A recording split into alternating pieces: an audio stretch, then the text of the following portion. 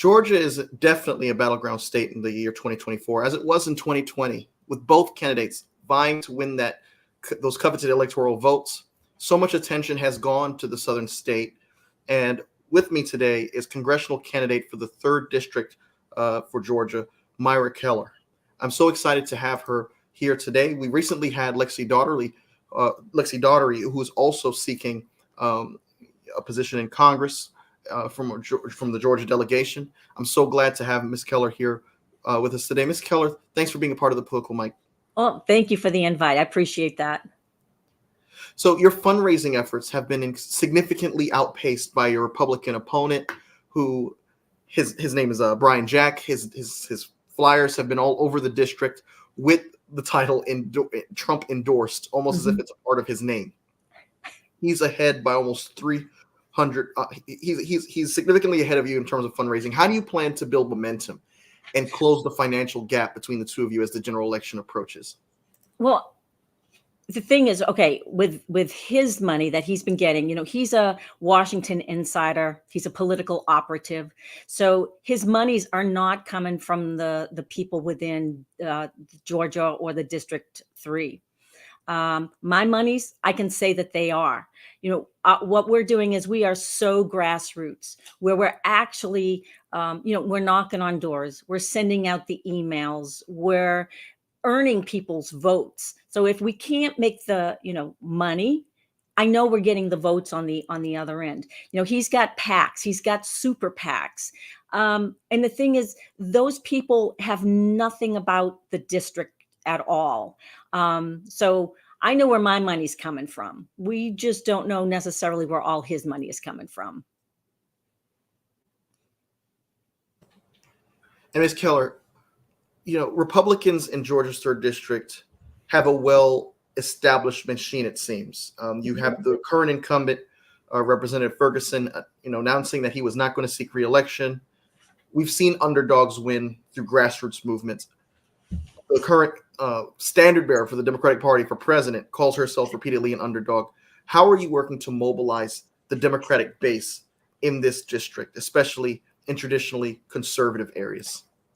Well, this is good, because right now we've been doing a lot of door knocking, and we've done, again, the emails, but it comes down to talking to the people. And a lot of doors that I've knocked on have been Republicans, and they have actually, after they talk to me and they find out what the policies are, they're saying, we're not that different. And I keep saying, you're right, we're not. They then say, you're not that leftist liberal. And I'm like, no, I'm a moderate. And because right now, when I go to the rural areas, those are the ones, the Democratic base, or even those that haven't voted for in the past, we're actually getting them out to register, and we're getting them to confirm that they are going to come out and vote this time. Because too many times they felt like their vote and their voice didn't matter. We've had, the news constantly says that these races are never going to go to a Democrat. It's always going to be a Republican. It's too red. And if you keep on hearing that election cycle after election cycle, then why come out to vote? And I think we're seeing that turn right now. So, Ms. Keller, on the issues, how do you distinguish yourself from your opponent, Brian Jack, as it pertains to health care? The border has been a hot topic for this election season. You have gun control, the recent mass shooting that took place in the state of Georgia, in Winder, Georgia. How do you distinguish yourself from your opponent as you're making the pitch to voters who, many of whom haven't ever voted for a Democrat in their life? Right. Well, first of all, is my opponent has no policy whatsoever. He just repeats the Republican talking points and, the fear mongering. He only has one agenda, and that is America first. And that is to ensure Trump's agenda is executed. That's it. It has nothing to do with listening to the people of this district. As I go out and I talk and knock on doors, meet people in parking lots, we're taking actual notes, and I'm finding out what's dealing with this county and then what's dealing with the overall district. And I'm seeing where the common issues are. So we're talking about the same things, need better healthcare, infrastructure, gun safety. And I'm a member of the Moms Demand Action, and I am working with the people. I march with them when we've been to the state capitol for trying to make positive change. And the thing is, as a military veteran, I am pro Second Amendment, but we have too many. There are ways that we can make positive gun safety policy that does not affect on people's Second Amendment. And as a resident of Georgia's 3rd District myself, I've seen the ads that your opponent has been putting out. I've seen the signs I alluded to earlier. Mm-hmm. Brian Jack's critics point out that while he's tied to Trump, he's also very much a creature of Washington insiders, having worked closely with figures like Kevin McCarthy. Do you think that voters in the 3rd District are ready for someone with such deep ties to the political elite, or do you see an opportunity to distinguish yourself as someone who comes from rural America, someone who comes from a background that's not so tied up with Washington insiders and can offer a fresh perspective that folks seem to be craving? And I think that's a big difference. I don't think they want the more of the same. He hasn't been here in about 10 years. He has been working in Washington. Me, on the other hand, I have been here almost 30 years. So I know this district better than he does. 35%, if that's the number now, of MAGAs, regardless of what I would say, they're going to embrace him. But the remainder, the people that are just tired of everything that's going on, I am here. I'm listening to people. I'm coming up with ways that we can make a difference. And if I don't know the answer, I know where to find people that are the smart folks that can guide me on these. He's going to be more of the same.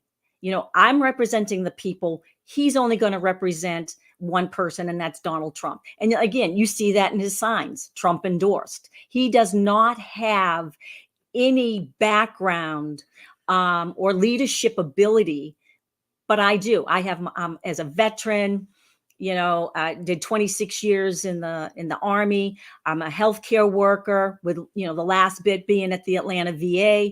So I see the issues that are occurring in our district, and I'm here to actually make change. In 2020, Biden won Henry County, with a significant margin above Trump. He had 59.2% to Trump's 37%. I believe that's roughly around the numbers. How does Kamala Harris replicate that in your view as we're heading into this November? Now, I'm asking that in light of the fact that since 2020, there's been an effort, as you're well aware of, to redraw the county maps to make sure that folks' votes count differently depending on where they reside. Are you at all concerned about the recent changes to the electoral map for the state of Georgia as Kamala Harris seeks to replicate what Biden was able to do in 2020, what Clinton was able to do in 1992? Well, I can only right now talk about my district. And what I'm going to say is when they gerrymandered this area, they actually gave me additional voters. And I don't think they have realized, what they've done. Since the 2020 census, we have seen a huge influx of people coming into this district. And we've seen a lot of Democratic people coming into this district. So since Kamala has been on the ticket, it has put in such a jolt into the people wanting to come out to vote. They have really feel energized. They know what's at stake for this election, and they're all waiting for early voting to start. There's also a division within the Republican Party. I mean, the fact that we have Jeff Duncan endorsing President, Vice Mhm, President Harris. You have mhm. Dick Cheney, the Vice President for the Bush administration, someone who was loathed by folks on the left for so many years. Him and his daughter, Liz Cheney, who was also a Republican stalwart in Congress for a couple of years. They're endorsing Vice President Harris. How do you capitalize on the divisions within the Republican Party and build upon the momentum of your campaign as you're seeking to expand your coalition to get you to Congress?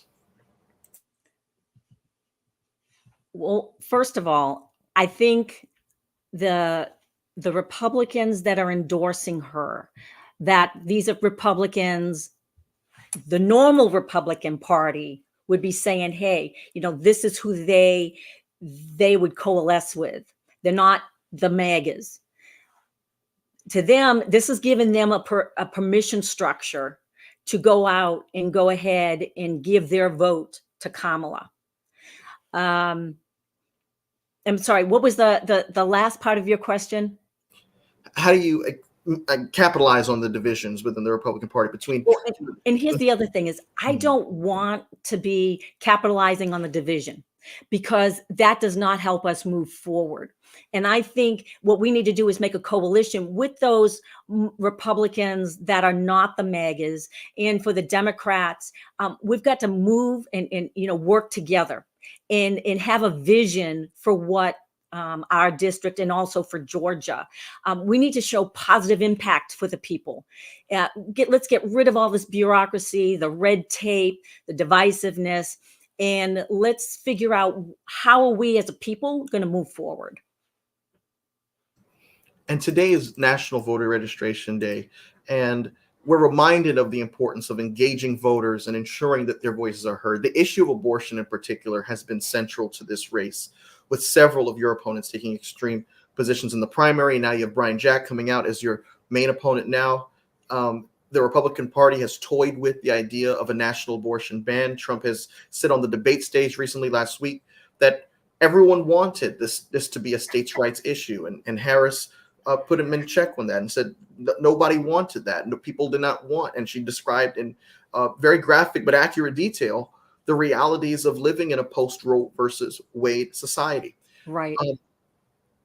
With so many people taking an extreme position on this matter on the right, how do you plan to present a contrasting vision that not only resonates with the broader electorate, but also motivates Georgians, especially in such a polarizing political environment, to register, vote, and take action primarily because of this issue?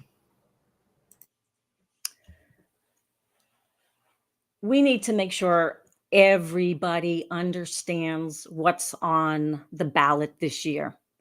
Again, everybody keeps on saying the old cliche, like this election is the most important election, but it truly is because we're also talking about our democracy.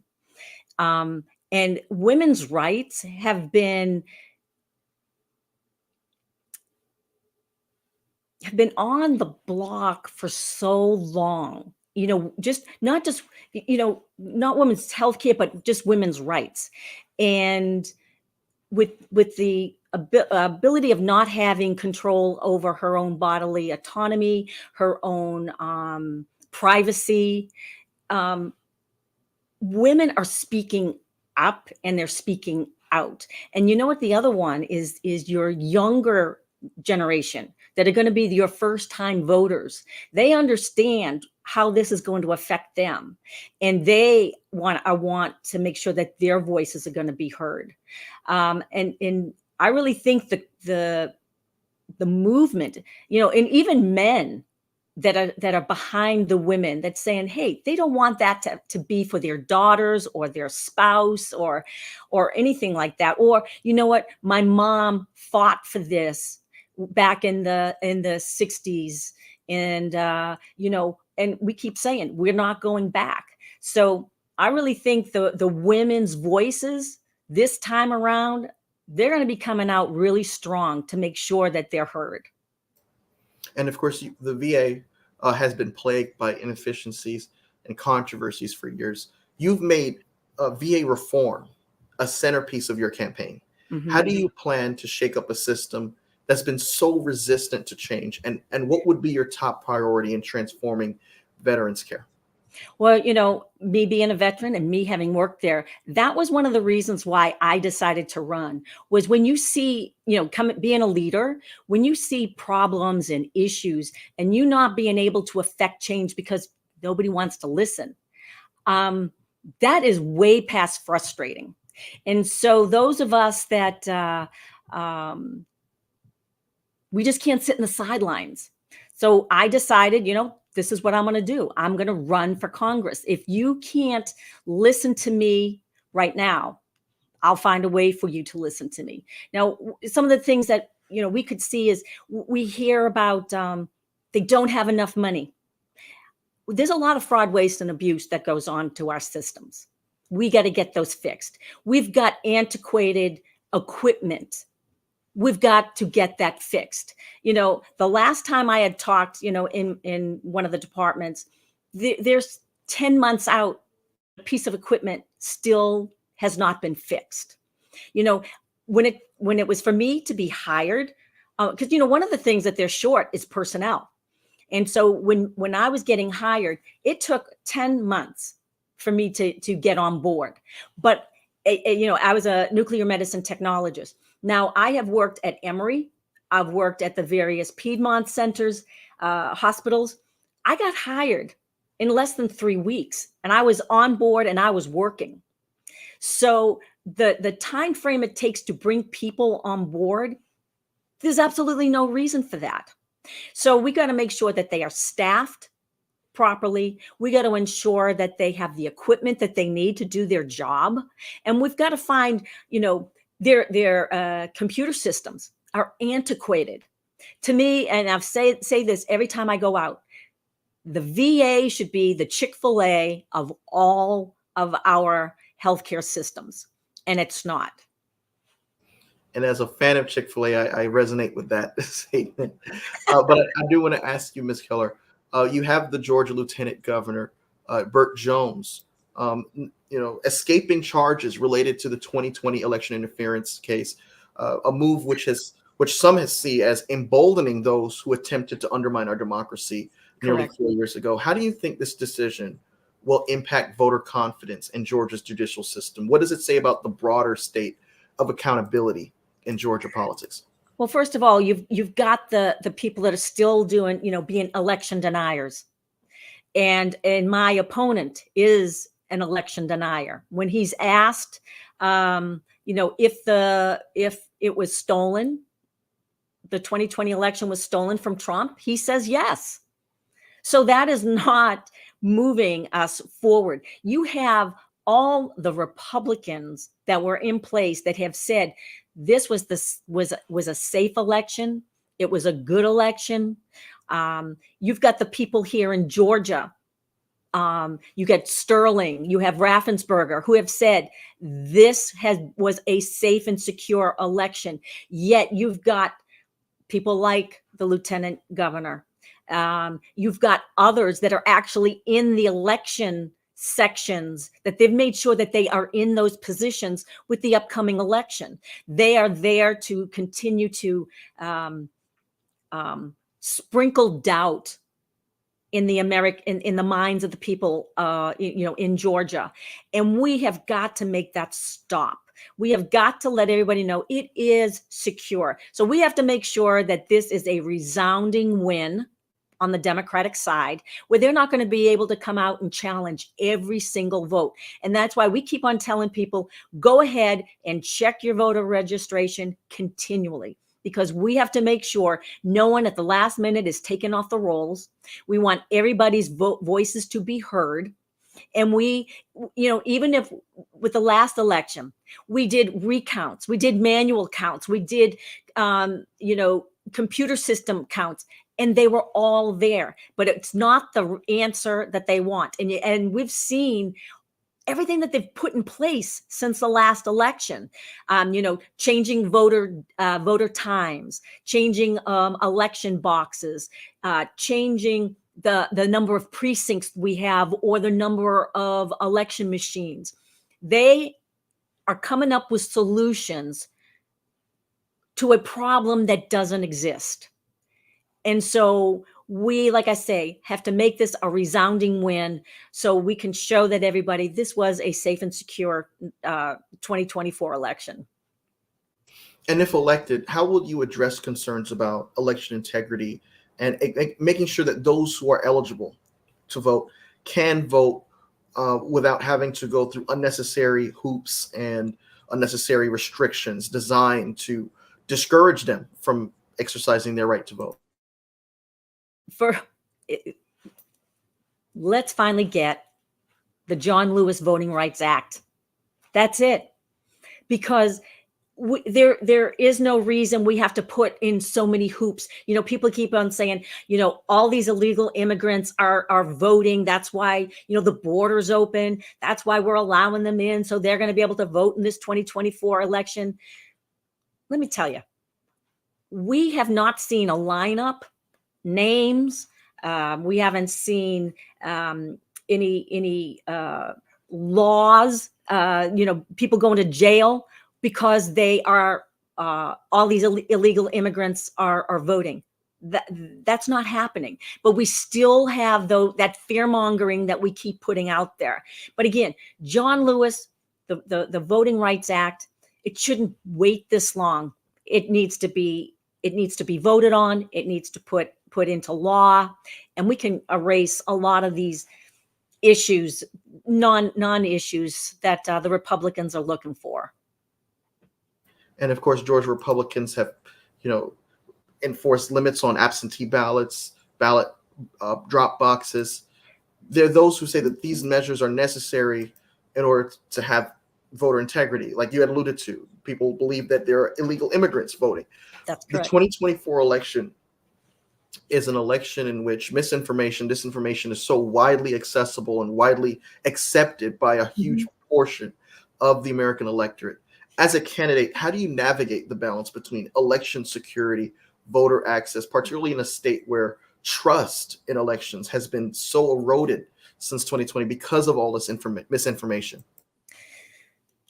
They've really, we've just got so many conspiracy theories that are allowed to find its way, into every kind of media. And we don't see anybody on the Republican side attempting to say, you know what, that's not true.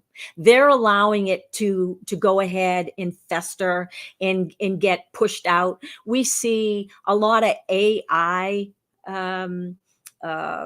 videos being put out there, or we'll find people finding old videos that have nothing to do with the US, but it's someplace else. And they'll put it out and they'll say, this is what's happening in our country today.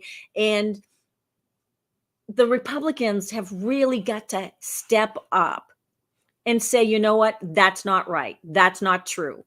But again, they're thinking that that's a winnable issue for them. They'll allow it to continue with the hopes that people either won't vote or they're going to try to challenge every vote.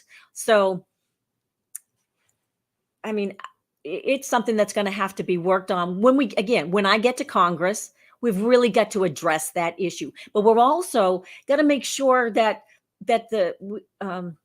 here in the state of Georgia, you've got too many state representatives that are Republican that are helping to propagate some of this untruths, and they have got to finally get the courage to do the right thing and say that's not true. And just in that same vein about misinformation, you have so many people who believe that Democrats want abortions at the 9th month of pregnancy. We talked about abortion a little bit earlier in the show.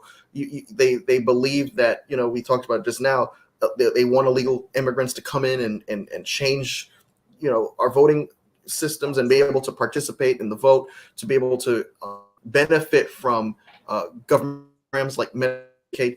Now, all of these things and many of which are believed by serious folks, people who have a lot of degrees behind their name, people who are experienced.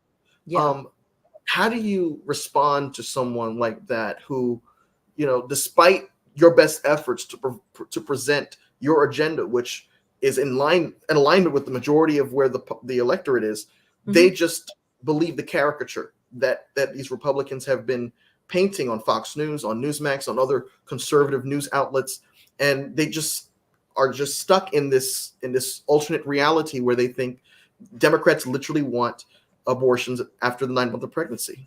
Well, we know for a fact that is a lie, and that's murder. You know, I coming from the healthcare system, knowing and working with midwives. I mean, they're all. It's like we can't believe that actually came out of the former president's mouth, and I mean, really, there are just no words. I mean, it just doesn't happen. So then, what I ask, it could be any issue that they're talking about. I always ask them, please show me where you got your information. Provide me the link, because I'll do my due diligence and I'll see where that information came from. And a lot of the times, it's what we have been talking about. It's they can't find it because it doesn't exist, or they will find some conspiracy media and send me that type of link. So I try to work with them and say, look, this is my data. So can you just refute my data? Because let's go back again. Whenever you have some of these right-leaning media sources, they never truly show facts, or they give you half truths, which allows you to go and take it, and they know what direction you're going to end up taking it in. And so they feel like their work is done. And you can, if I had to disprove every single point that they come up with, I would never get anything done. So we have somehow got to stop that inflow of misinformation, disinformation, so we can start getting some positive things done.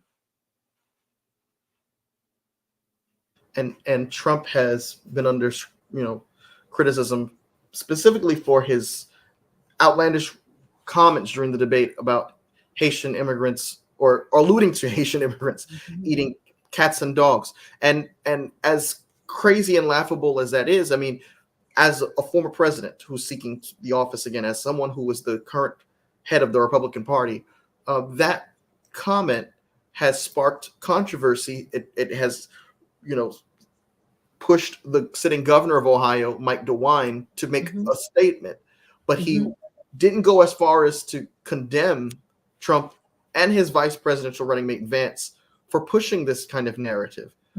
He's basically chickened out when given the opportunity on ABC's this past Sunday. And this kind of thing is causing a lot of animosity, a lot of division between Americans and those who want to come to this country to work. The governor said these are good people that want to come to Ohio to contribute to our economy. They want to contribute to the workforce. They want to work. What are your thoughts about? Well, first of all, they're legal.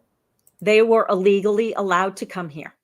Number one. Number two, Vance was on with Dana Bash, and he basically is saying that it was created to get attention for some other issue. That, again, what he did was he put an entire population. Okay, so let's say the Haitian group. He has, and it's just not in Ohio, it's throughout the country. He put them on people's bullseye, which was a lot. It's almost like you've given them a permission structure to go after them, that they are bad people. So that's number one. Number two, because of where we've seen schools have had to be closed, colleges, they went after a hospital. I mean, that is reprehensible.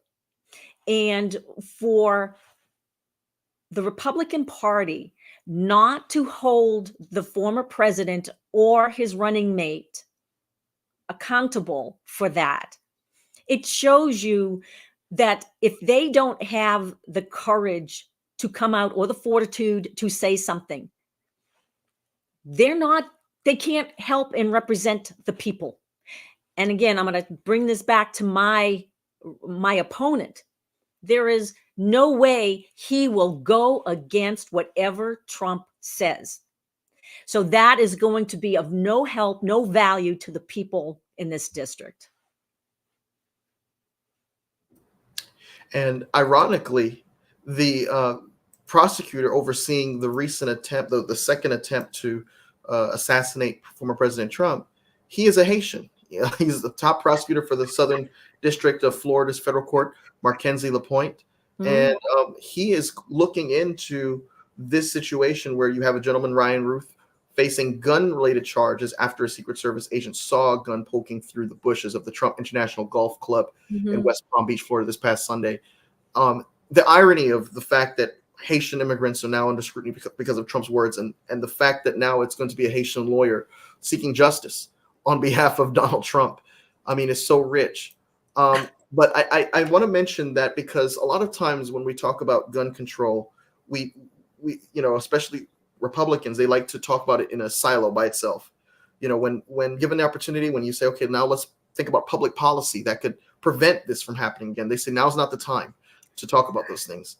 And I would like to bring this recent attempt on Trump's life and the recent tragedy in Winder, Georgia, together under the same umbrella of there obviously is too much. There needs to be a restricted access for guns, for people who should not have access to these weapons.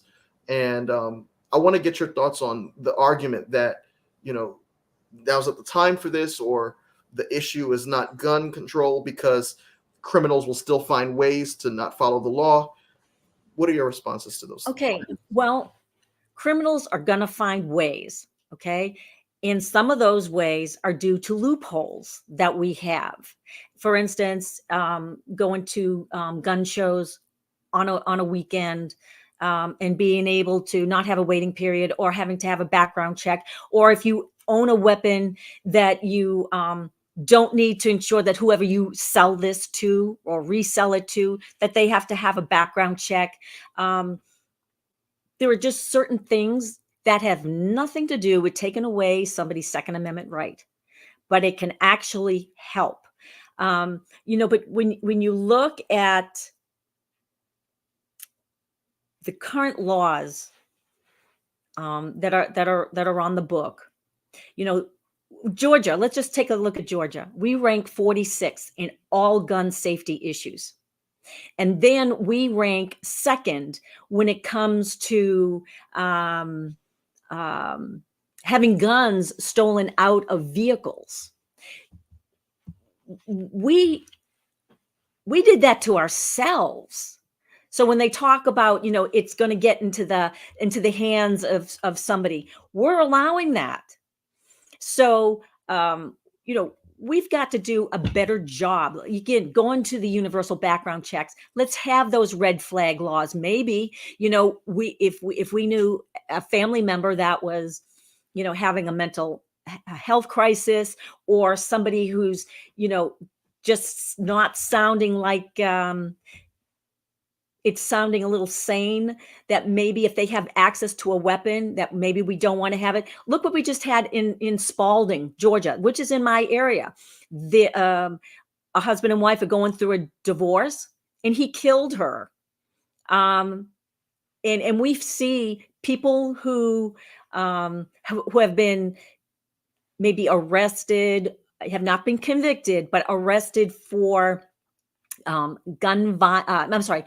domestic abuse, that if they have access to weapons, it is shown that if they have access to weapons, they will use it majority of the time on the person that they had abused. And maybe if he did not have access, I still don't have all the details, but I'm showing you that has happened.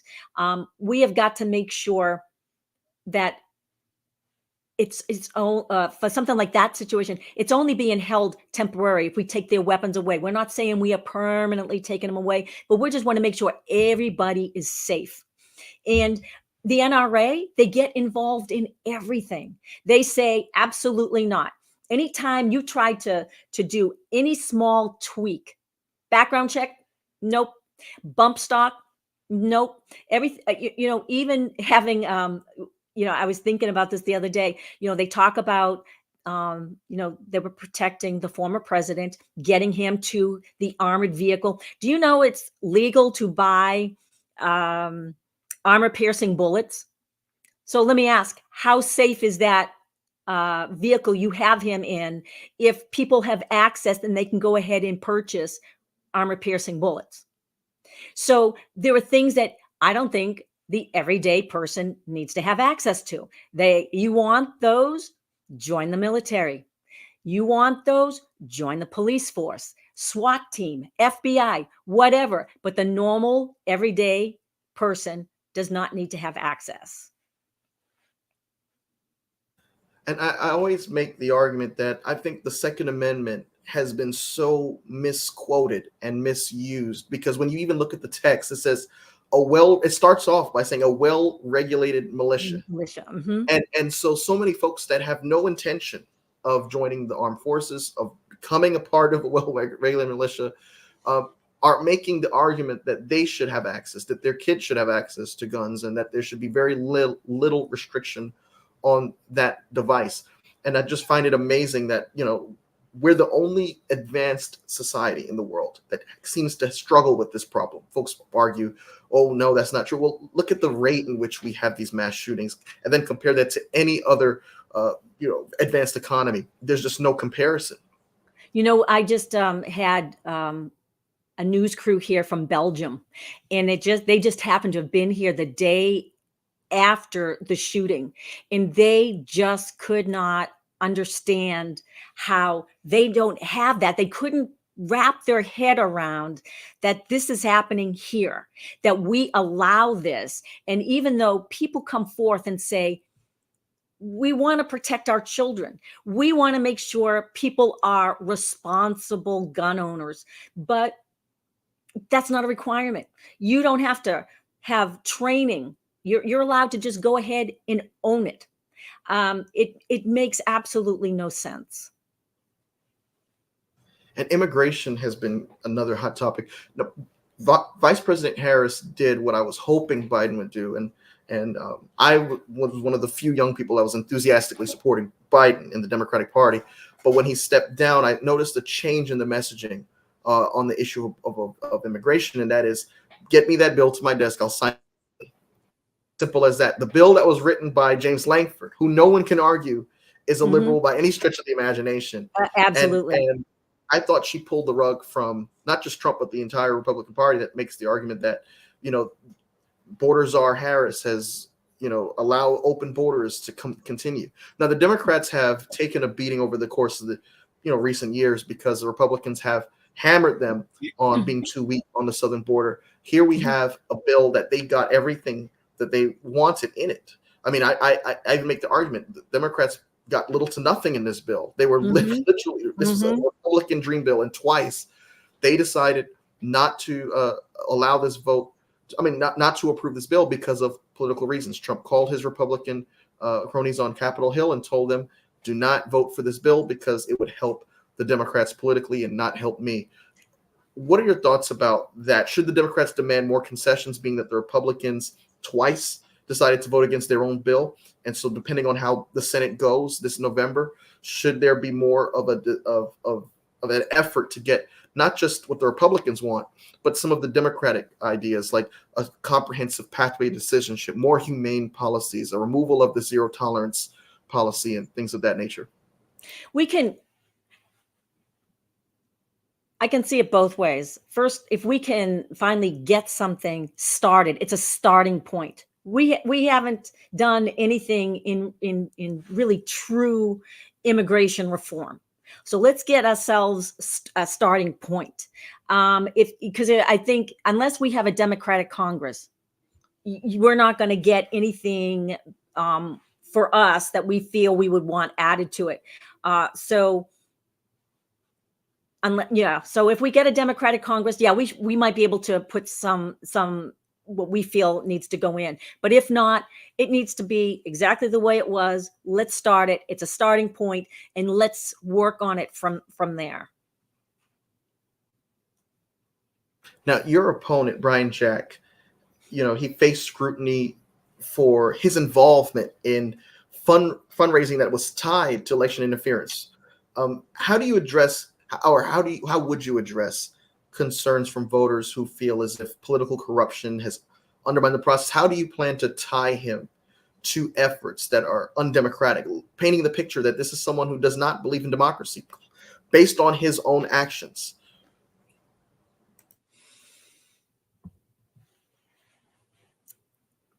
I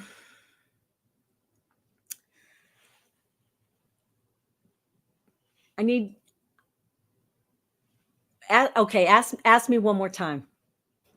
So, in light of Brian Jack's efforts Mm-hmm. to fundraise, which were tied to the efforts to overturn the 2020 election, how do you plan to, I guess, address voters' concerns that if someone like this gets to Congress, then democracy itself is at stake? And how do you plan, in the course of this campaign? I know we're getting close to the end. We're in Sure. September. How do you plan to just tie him to the recent efforts to overturn the election, painting the picture that there's one candidate that truly believes in democracy, and her name is Maura Keller? Well, he was with Trump on January 6th, and he was subpoenaed, and he still believes that this election was stolen. His monies that he has, we don't know where all of them are coming from. So I don't know, all the conservative lobbies or PACs that are supporting him. But the bottom line is this: it has nothing to do with him making it better for anybody in the 3rd district. He has no true ties. Again, I'm out there in the rural areas. I'm out there in the urban areas. Jack isn't. He doesn't understand what's happening. So that's what needs to be pointed out. You either want somebody who's here to represent, like I know what my agenda is. My agenda is to listen, to understand, to advocate, and elevate the voices of the people of the district. Jack only has one agenda, and that is to whatever the former president, Trump, wants, he gets, and to ensure that he pushes every single bit of his agenda. And it's not going to be positive for the people in our district. So I think, to me, the message is very clear. We have too many people that are in DC now that do not talk or listen to the constituents. And their attitude is, you know what? I know what you want and you need better than you do. So just be quiet. I'm going to legislate and do whatever I want. Me, I'm supposed to take your voice. You're supposed to tell me how you want me, what bills do you want me to write? What bills do you want me to vote on or not vote on? That's not what he's going to be taken into consideration when it's time to do these bills. It's going to be, does Trump want it? Yes or no? Or let's just say Kamala gets in and this district stays red. He's not going to do anything for the betterment of the people in this district. He's going to ensure that like every other Republican up there right now, and they've come out and actually said it, we are not going to work with the Democrats. We are not going to ensure that Biden administration has a win. They'll do the same thing for Kamala. They'll make sure Kamala's administration does not get a win. It has nothing to do with the wants and the needs of the people. So that's going to be the total difference between him and me. Yeah. And in alignment with that, I'm glad you mentioned it, because my next question is, you have folks like Marjorie Green. I remember in 2022, Marcus Flowers kept saying, look, you have a workhorse and a show horse in this race, and I'm the workhorse. My opponent, Marjorie Taylor Greene, is the show horse. Obviously, that message still didn't resonate with folks in the 14th district. Mm-hmm. But if you are sent to Congress and Brian Jack isn't, and you're sitting across from someone like a Marjorie Taylor Greene and someone like Lauren Boebert from Colorado, or any other any other representative on the GOP side that has dug their heels in, determined to see fit that a Harris administration is unsuccessful in getting legislation and other things done, how do you try to break through the jam? How do you try to be able to make enough effort so that when you do come home to your constituents, you can say, honestly, I've done everything I could to work across the aisle? Yeah. Okay, so let me go back. When I was running for this position, back in, I almost did this a year ago to decide whether or not I was going to run. So I was looking at how Drew Ferguson voted on a lot of the issues that people thought were important. And so I went through, like, 116 Congress, 117, 118, and I was coming up with a, you know, a trend. So all the things that he voted no on that would have been good for the people of the district, or what he voted no on, which would have been, bad for the district. So it's like, I then took it another step and I said, well, let me just see, how did all the Republicans, was he just alone, an outlier? They were all in lockstep. And that's, if it wasn't, it wasn't fixed in 116, it wasn't fixed in 17, it wasn't fixed in the 118. How is the 119th Congress going to be? All I can say is I'm going to continue to work across the aisle. I got to, and I'll always ask, my constituents are going to get A, B, C, and D out of this. I would like to think your constituents, since you're here in Georgia, are also going to get A, B, C, and D out of this. How can you really, truly vote against that? And then it's like, is there anything that we could do to make you want to vote positive for, the people of your district? That's all you can do. I have no problem. Again, in the military, you have to, reach across the aisle. You don't look at, like when I was at the Atlanta VA, it's a joke, but when people say, that I'm Army and you're Air Force, it's not like I go and say, well, you know what, I don't do Air Force today, or I'm not going to do any Marines today. I would lose my job. So the thing is, you got to work with everybody. You got to see where they're coming from. You got to try to figure out what their motivations are. And if you can't get the ones you want, then there are people out there that actually will do something positive for their folks. And I'm going to have to take the time to find who those people are. Often young people approach politics and voting and elections almost like they do a dating app, looking for the one, looking for the perfect person that they resonate with. And if they don't find someone that they're completely on fire for, completely sold on, they throw their hands in the air and say, well, this is why I don't want to vote, because I don't see anyone that I truly resonate with 100%. As we're heading into the final phase of this election, the fall months are about to begin. Things are about to get very serious. And with that, I've had many folks on my show, who are professionals in the realm of politics, say the attacks on Harris are going to get even more vicious than you've seen before. What is your message to those who seem to be a little apathetic, those who are not that enthused still? I mean, you do have folks who are excited about this candidacy, but those who just feel as if, depending on, no matter how this election goes, my life is still going to be the same. They're still not, they're unfazed by language that, like, this is the most important, this is the most crucial election in our lifetimes. We need people, instead of just complaining about, my life's not going to be different, my life's going to be the same. We need to let them know that there's a place that they can go to have their voices heard, and that's constituency services. If there's a problem, they can go there, because you know what? It takes one person to say something, and they can end up being the representative for the many.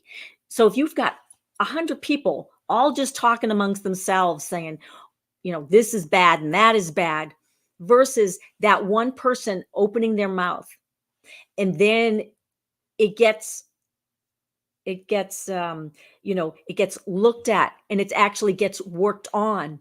That message comes out where it's like, oh, wait a minute, they actually heard me, even though they didn't say anything. It was that one person. They can represent the many. And that's what I keep telling people, is whatever your issue is. Like, we've had so many people that complained in one of the rural counties that their voice and their vote didn't matter. And there was one person that they wanted elected. This person would have made a significant impact in their community. She lost by 150 votes. Well, guess what? There was more than 150 voters out there that could have made it happen. But they all felt the same thing. It won't make a difference. It won't matter. But as long as those people stay in their own little singular, areas, instead of coming together as a collective whole, they could have made the difference. And so when we were going around knocking on the doors, we were hearing the same thing over and over. And we just let them know, had you all banded together, you would have made the difference. And all of a sudden it was like the light bulb went on. They could not believe that's all it was 150 voters. So that's the message we got to make sure people know, that they may not feel like their voice or their vote's going to matter. But if we can make sure everybody that does come out, you will be a collective whole, and it can and will make all the difference. Are we perfect candidates? Absolutely not. But you got to look and say, what is on the ballot? I'm going to tell you something. I will give you my word when I'm doing something. In the military, your word is your bond. I will never look at you and tell you what you want to hear. Never have, never will. Because it doesn't make a difference. It doesn't make a change. If I tell you I'm going to do something, I'm going to do everything in my ability to get it done. And let me tell you something. If it's hard, then that means I have to work harder. Just because it's hard doesn't mean that's my get out of jail free card and say, oh, well, let me move on to something else. That's not going to happen. So again, look at what's at stake. Who's going to actually work for you? Do the best for you. And right now, I am the only candidate in Georgia's 3rd district that's going to make it happen.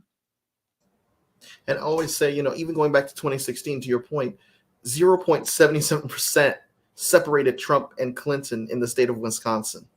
That's how razor thin of a margin this was. You go back to 2000 in the state of Florida, before the Supreme Court intervened and ordered the halting of votes, there was an increasingly thin razor thin margin as the votes were being recounted according to the state court order. And as it as pertains to your position on mass shootings and abortion, I always say, when folks say, well, abortions, the Democrats are proposing abortions at the 9th month of pregnancy. No, abortions at the 9th month of pregnancy are mass shootings. Yeah. That's what they are. Yeah. Yeah. And if you want to do something about it, there's one candidate in this race for Georgia's 3rd district, and it's Maura Keller.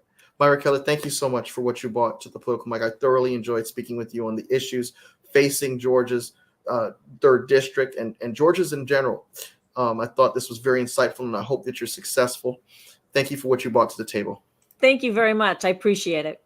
With that being said, that's going to conclude today's episode of the Political Mic Podcast. Thank you all for tuning in.